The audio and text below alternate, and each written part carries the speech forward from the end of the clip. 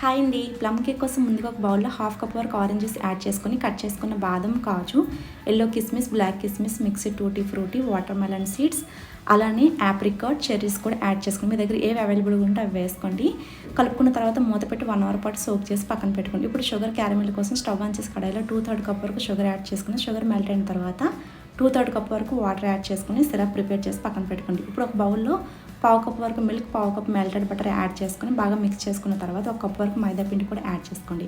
ఇప్పుడు ఇందులో మనం ప్రిపేర్ చేసిన షుగర్ సిరప్ యాడ్ చేసి బాగా కలుపుకున్న తర్వాత నానబెట్టి పక్కన పెట్టుకున్న డ్రై ఫ్రూట్స్ కూడా యాడ్ చేసుకొని బాగా మిక్స్ చేసుకోండి. ఇప్పుడు 1 టీ స్పూన్ వరకు baking powder, 1/2 teaspoon baking soda, pinch of salt add చేసుకొని లంప్స్ లేకుండా బాగా మిక్స్ చేసుకున్న తర్వాత ఈ విధంగా గ్రీస్ చేసి పక్కన పెట్టుకుని కేక్ గిన్నెలో మిక్స్ని యాడ్ చేసుకుని పైనుంచి కొద్దిగా డ్రై ఫ్రూట్స్ కూడా యాడ్ చేసుకోండి.